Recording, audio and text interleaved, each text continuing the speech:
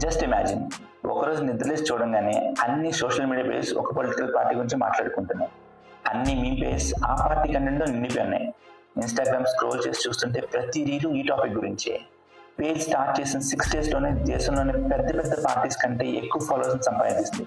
వినడానికి ఇదేదో మీమ్లా అనిపించింది, కానీ ఇది ప్రస్తుతం ఇండియాలో నిజంగానే జరుగుతుంది. ఇండియాలో యూత్ని కార్పొరేటర్స్ అని పిలిచారు. ఎవరో కాదు, మన సుప్రీంకోర్టు చీఫ్ జస్టిస్ సూర్యకాంత్ గారు. అంతే 24 hours ఒక పొలిటికల్ పార్టీ స్టార్ట్ చేస్తారు. అదే కాక్రోచ్ జనతా పార్టీ. కొన్ని రోజుల్లోనే మిలియన్స్ ఆఫ్ ఫాలోవర్స్ వచ్చారు. వాళ్ళ ఎక్స్ అకౌంట్ కూడా బ్లాక్ అయింది. పొలిటీషియన్స్ కూడా రియాక్ట్ అవ్వడం స్టార్ట్ చేశారు. ఒక మీమ్ ఒక మూమెంట్లో ఎలా అయ్యింది అనే విషయం ఈరోజు మాట్లాడుకుందాం. నేను కూడా ఈ మూమెంట్కి ఇన్స్పైర్ అయ్యి ఒక వాటర్ కలర్ పెయింటింగ్ ట్రై చేశాను. సో ఆ ఫైనల్ పెయింటింగ్ రివీల్ కోసం వీడియో చివరి వరకు చూడండి.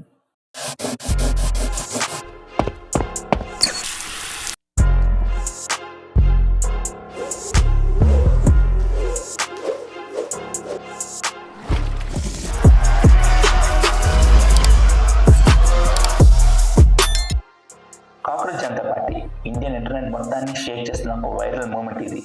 అసలు ఇదంతా ఎప్పుడు స్టార్ట్ అయింది? May 15th సుప్రీంకోర్టులో ఒక హియరింగ్ జరుగుతుంది. ఆ టైంలో చీఫ్ జస్టిస్ సూర్యకాంత్ గారు ఒక కామెంట్ చేశారు. ఇండియన్ యూత్ మొత్తాన్ని కాక్రోచెస్తో పోల్చారు. ఆ లైన్ వైరల్ అయిపోయింది. ఇండియాలో ఇప్పటికే చాలా మంది యూత్ ఫ్రస్ట్రేషన్ ఉన్నారు.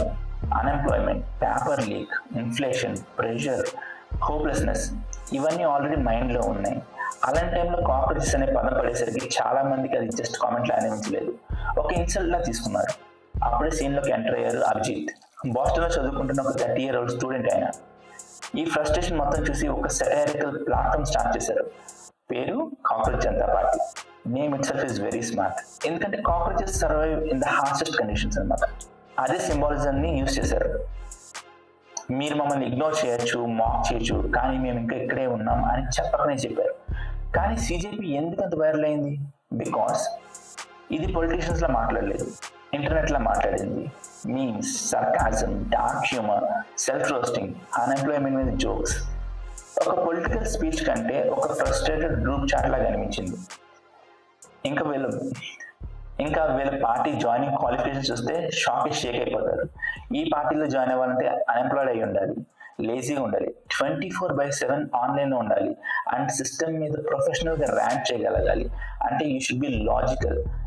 మీరు ఒక కౌంటర్ వేసినప్పుడు చాలా లాజికల్గా ఉండాలి. అంటే basically half the internet is eligible అనమాట. అంతే, ఇన్స్టాగ్రామ్లో ఫాలోవర్స్ రాకెట్ స్పీడ్లో పెరిగిపోయారు. వేల నుంచి లక్షల నుంచి మిలియన్స్. కొన్ని ఛానల్స్ అయితే ఇది global viral account growth compare చేస్తున్నాయి.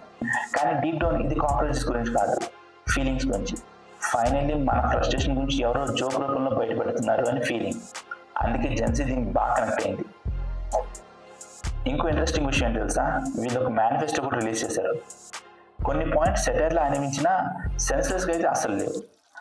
Like election accountability, party jumping politicians మీద యాక్షన్ ఎలా తీసుకోవాలి, ఉమెన్ రిజర్వేషన్ గురించి మాట్లాడారు, బయాస్డ్ మీడియా మీద వీరి ఒపీనియన్ ఏంటి, జడ్జెస్ పోస్ట్ రిటైర్మెంట్ పొజిషన్స్ మీద వాళ్ళ స్టాన్స్ ఏంటో కూడా క్లియర్గా చెప్పేశారు.